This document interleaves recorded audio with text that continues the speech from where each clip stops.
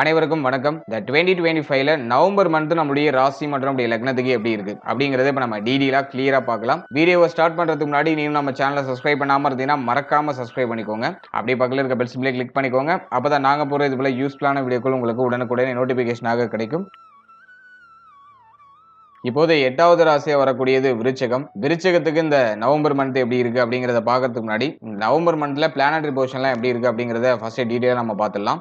முதலாவது அந்த மாதத்தை பொறுத்த வரைக்கும் நம்முடைய ராசிநாதன் நம்முடைய ராசியிலேயே டிராவல் பண்ணக்கூடிய ஒரு மாதம். ரொம்ப ரொம்ப அற்புதமான அமைப்பு. குரு பார்வையும் நமக்கு இருக்கு. ஸோ ரொம்ப பாசிட்டிவான ஒரு டைம் பீரியடா நான் பாக்குறேன். அலையும் புதன் நமக்கு வந்து பார்த்தோம்னா அஷ்டமாதிபதி பிளஸ் வந்து நமக்கு 11ஆம் அதிபதி. அவர் வந்து நமக்கு ஜென்மத்துல இருக்காரு. ஸோ சில நிலைகள்ல குற்றமாக இருந்தாலும் இந்த மாதத்துல கரெக்டா 9ஆம் தேதி வக்ரம் ஆயிடுவாரு. அதனால அது நம்ம பாசிட்டிவாவே எடுத்துக்கலாம். பெருசா நெகட்டிவ் இல்ல. செவ்வாய் ஆட்சியா இருக்கிற மாதம் அப்படிங்கிறதுனால எல்லாமே உங்களுக்கு நிறைய விஷயங்கள் பாசிட்டிவா நடக்கும். அடுத்த அந்த மாதத்தை பொறுத்த வரைக்கும் 4ஆம் இடத்துல ராகு, அவர் எந்த சேஞ்சஸும் பண்ணல. அடுத்த 5ஆம் இடத்துல சனி வக்ரம். சோ சனி வந்து இந்த மாதத்துல நமக்கு வந்து 5ஆம் இடத்துல வக்ர நிவர்த்தி ஆகுறாரு. கரெக்டா 27ஆம் தேதி சனி வக்ர நிவர்த்தி. இது ஒரு பிக்கஸ்ட் சேஞ்சஸ். இது ஒரு நல்ல அமைப்பு தான். 5ஆம் ஆதிபத்தியம் சார்ந்த விஷயங்கள ஒரு சில குழப்பங்களை பண்ணும். ஆனா 3, 4 இந்த ஆதிபத்தியத்தை சுபத்துவப்படுத்தும். மேலும் சுபத்துவப்படுத்தி நல்ல ஒரு மாற்றத்தை நோக்கி நம்மள நகர வைக்கும். சோ அதன் வகையில இதை நம்ம பாசிட்டிவா எடுத்துக்கலாம். அடுத்தது குரு பகவான் நம்முடைய ராசிக்கு 9ஆம் இடத்துல உச்ச நிலையில இருக்காரு. இந்த மாதத்துல குருவும் ஒரு பிக்கஸ்ட் சேஞ்சஸ் பண்றாரு. 11ஆம் தேதி கடகத்திலேயே வக்ரம் ஆகுறாரு. ஒரு உச்ச கிரகம் வக்ரம் ஆகும்போது நீச்ச பலனை செய்யும். அதன் வகையில குரு இந்த மாதத்துல உச்சமாக இருந்தாலும் அது நீச்ச பலனா தான் நம்ம எடுத்துக்கணும். அது 11ஆம் தேதிக்கு மேல அந்த பல இழப்பு அப்படிங்கிற ஒரு கான்செப்ட் கிரியேட் ஆகுது. அடுத்த 10ஆம் இடத்துல கேது பகவானுடைய சஞ்சாரம். 11ஆம் இடத்துல சுக்கிரன் நீச்சமா இருப்பாரு. 12ஆம் இடத்துல சூரிய பகவான் நீச்சமா இருப்பாரு. இந்த மாதத்தை பொறுத்த வரைக்கும் கிரகத்துடைய நகர்வுகளை நம்ம பார்க்கும்போது 16ஆம் தேதி சூரியன் நீச்சத்திலிருந்து வெளியேறாரு. அதே மாதிரி வந்து சுக்கிரன் நீச்சத்தை விட்டு வெளியேறி 12ஆம் இடத்துக்கு வராரு. ஆட்சி ஆகுறாரு. ஃபர்ஸ்ட் ஹாஃப் ஓரளவுக்கு ஆவரேஜா இருக்கு. செகண்ட் ஹாஃப்ல நிறைய பிக்கஸ்ட் சேஞ்சஸ் எல்லாம் உண்டு. இதுதான் இந்த மாதத்துல இருக்கக்கூடிய பிளானட்டரி பொசிஷன். இப்போ இந்த நவம்பர் மந்த் ராசி பலன்களை நம்ம டீடெயிலா கிளியரா பார்க்கலாம்.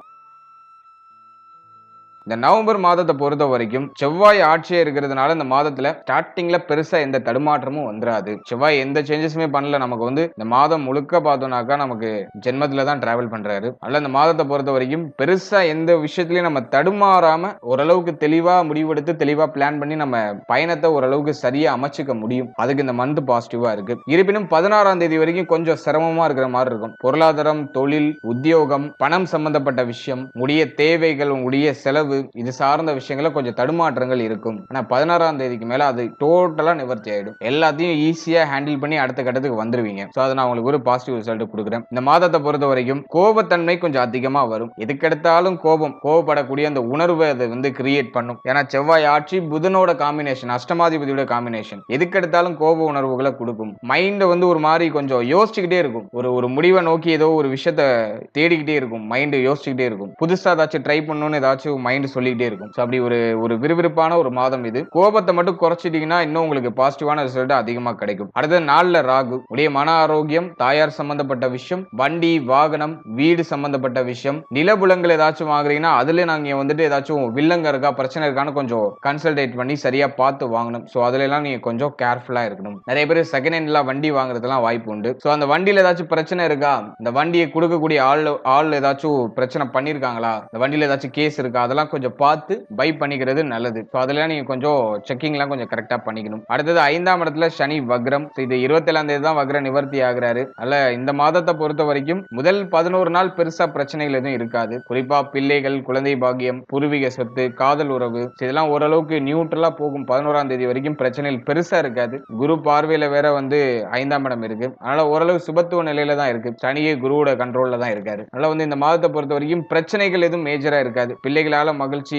குழந்தை பாக்கியம் இல்லாதவங்களுக்கு குழந்தை பாக்கியத்துல சுப செய்தி கிடைக்கும். ட்ரை பண்ணலாம். அடுத்து வந்து பிள்ளைகளுக்கு சுப விசேஷம், சுப மாற்றம் ஏதாச்சும் பண்றதுக்கு முயற்சி பண்ணலாம். சோ அதுக்கு பாசிட்டிவா இருக்கு. பிள்ளைகள் இப்ப சொல் பேச்சு கேட்பாங்க. பிள்ளைகளால ஆதாயம், பிள்ளைகளுடைய உடல் ஆரோக்கியத்தில் ஏதாச்சும் பிரச்சனை இருக்குன்னா அது சரியாகும். பூர்வீக சொத்துல இருக்க வில்லங்கம், குழப்பத்துல ஒரு அளவுக்கு சொல்யூஷன் கிடைக்கும். அது மாதிரி காதல் உறவுல இருக்கக்கூடிய மன விரக்தியான தன்மைகளுக்கு இப்போ ஓரளவுக்கு ஒரு மன நிறைவு, மன நிம்மதியை கொடுக்கும். அந்த பிரச்சனையில இருந்து வெளில வருவீங்க. அந்த டிப்ரஷன் ஸ்டேட்ல இருந்து வெளில வருவீங்க. சோ அதெல்லாம் வந்து இந்த மந்த்ல ஒரு பாசிட்டிவா இருக்கு.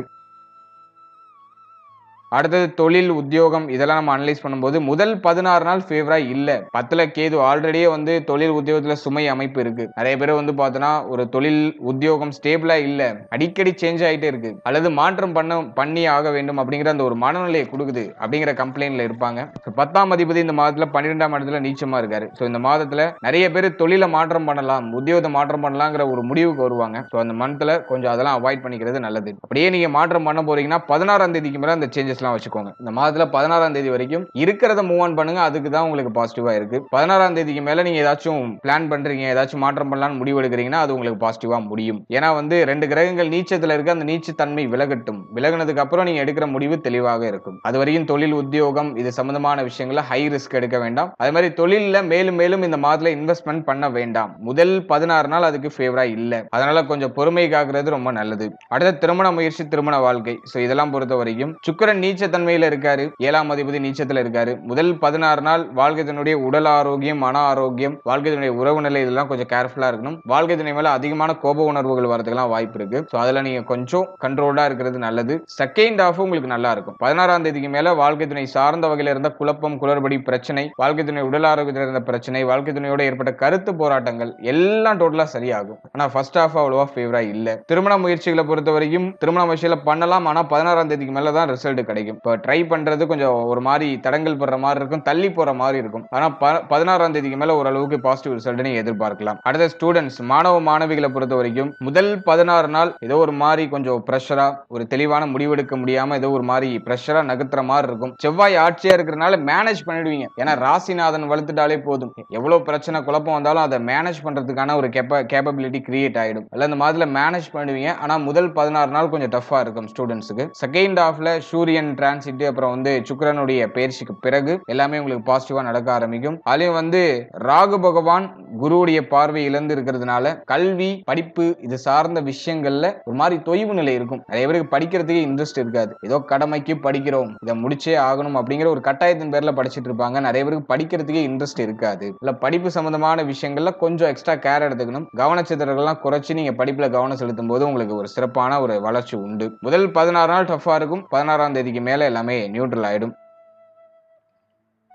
உடல் ஆரோக்கியத்துல ஏதாச்சும் பிரச்சனை இருக்கா அப்படின்னு பார்க்கும்போது மருத்துவ செலவுகளுக்கான அறிகுறிகளை காமிக்குது. தூக்கமின்மை அப்படிங்கிற பிரச்சனை வரும். உடைய தலை, முகம் இது சம்பந்தமான விஷயங்கள்ல ஏதாச்சும் ஒரு சில இடர்பாடுகள் வரலாம். குறிப்பா தலைவலி வர்றது, அதே மாதிரி வந்து பார்த்தோம்னா உடைய கால் பாதத்துல ஏதாச்சும் வலி ஏற்படுறது, அதே மாதிரி உடைய கழிவு நீக்க உறுப்புகள், ஜீரண உறுப்புகள் இதுல எல்லாம் ஏதாச்சும் ஒரு சில ஏற்றத்தாழ்வுகள் ஏற்படுறது வாய்ப்பு இருக்கு. முக்கியமா மேல் மார்பு, நுரையீரல் சம்பந்தமான விஷயம் இதுல கொஞ்சம் அவேர்னஸா இருந்துக்கணும். இதுல ஏதாச்சும் பிரச்சனைகள் ஏற்படுறது வாய்ப்பு இருக்கு. மற்றபடி எதுவும் மேஜரா ட்ரபிள் இல்ல. முக்கியமா கால் பாதத்துல இந்த மாதிரி கொஞ்சம் கவனமா இருக்கணும். கால் பாதத்துல ஏதாச்சும் அடிபடுறது அல்லது கால் பாதத்துல ஏதாச்சும் வலிகள் ஏற்படுறது வாய்ப்பு இருக்கு. புதிகால் வலின்னு சொல்லுவாங்க, அந்த வலிகள் ஒரு சிலருக்கு வரலாம். அதுக்கான அறிகுறிகள் இருக்கு. மற்றபடி எதுவும் மேஜரா ட்ரபிளா இல்ல. ஓவராலா அந்த நவம்பர் மந்தை பொறுத்த வரைக்கும் கிரகங்களுடைய சஞ்சாரம் பரவாயில்ல. ஃபர்ஸ்ட் ஹாஃப் கொஞ்சம் டஃபா இருக்கு, செகண்ட் ஹாஃப் உங்களுக்கு எல்லாமே வந்து பாசிட்டிவா மாறுது. ஆனா ஃபர்ஸ்ட் ஹாஃப் டஃபா இருக்குன்னு சொல்றோமே தவிர அந்த டஃப்னஸ் தாங்கிறதுக்கான வலிமையை செவ்வாய் கொடுத்துடுறாரு. அதை நம்ம ஓரளவு பாசிட்டிவாவே எடுத்துக்கலாம். கொஞ்சம் உங்களுடைய ஹெல்த்லயும் உங்களுடைய மன ஆரோக்கியத்திலும் கவனம் செலுத்திக்கங்க.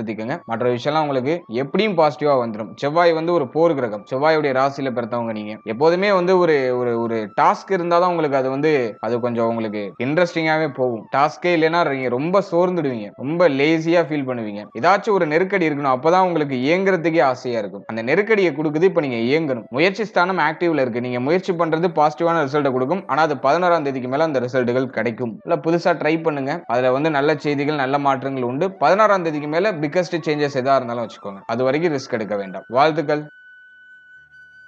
இப்போ நீங்க இது வரைக்கும் பார்த்த அந்த பொது பலன்கள் அப்படிங்கிறது ஒரு கோச்சார பலன்கள் தான். இது உங்களுடைய ஜனனகால ஜாதகத்துல நடக்கக்கூடிய தசா புக்தி அந்தரம் பிளஸ் உங்களுடைய ஜனனகால ஜாதகத்துல இருக்கக்கூடிய அந்த பிளானட்டரி போர்ஷன் இதை பொறுத்து ஒரு சில ஏற்றத்தாழ்வுகளை சந்திக்கும். எனவே 100% பிரிடிக்ஷன் எடுக்கிறதுக்கு உங்களுடைய ஜனனகால ஜாதகத்தை ஆய்வு பண்றது நல்லது. உங்களுக்கு இப்போ என்ன தசா புக்தி நடந்துட்டு இருக்கு, அது யோக தசையா அவயோக தசையா? யோக தசையா இருந்துச்சுன்னா அந்த 7.5 சனி பிளஸ் வந்து இந்த நெகட்டிவான இன்ஃபுளுன்ஸ் பண்ணக்கூடிய இந்த கோச்சார கிரகங்களுடைய பாதிப்பு உங்களுக்கு பெரிய அளவுல இருக்காது. அதுவே அவயோக தசையா இருந்துச்சுன்னா அந்த கோச்சாரத்துல சொல்லப்பட்டிருக்க அந்த நெகட்டிவான இன்ஃப்ளூயன்ஸ் உங்களுக்கு அதிகமா இருக்கும். இதுதான் பாயிண்ட். அதனால உங்களுக்கு நடக்கிறது யோக தசையா அவயோக தசையா, இந்த கோச்சாரம் உங்களுக்கு எவ்வளவு பர்சன்டேஜ் வந்து உங்களுக்கு இம்பாக்ட் பண்ணும் அப்படிங்கறத உடைய தசாபுக்தி அந்தரம் பிளஸ் உங்களுடைய ஜாதகத்துல சனி எந்த இடத்துல போஷன் ஆயிருக்காரு பிளஸ் வந்து மற்ற கிரகங்கள்ல எந்தெந்த இடங்கள்ல போஷன் ஆயிருக்கு அதை பொறுத்து ஒரு சில ஏற்றத்தாழ்வுகளை சந்திக்கும். எனவே உங்க ஜனனகால ஜாதகத்தை கொஞ்சம் அண்டர்ஸ்டாண்ட் பண்ணிட்டு இந்த கோச்சாரத்தை நீங்க எடுத்து சூப்பர் கம்போஸ் பண்ணும்போது உங்களுக்கு ஒரு தெளிவு இன்னும் கொஞ்சம் அதிகமான புரிதல் அப்படிங்கிறது கிடைக்கும். எனவே உங்களுடைய ஜனனகால ஜாதகத்தை உங்களுடைய குடும்ப ஜோதிடத்தை கொடுத்து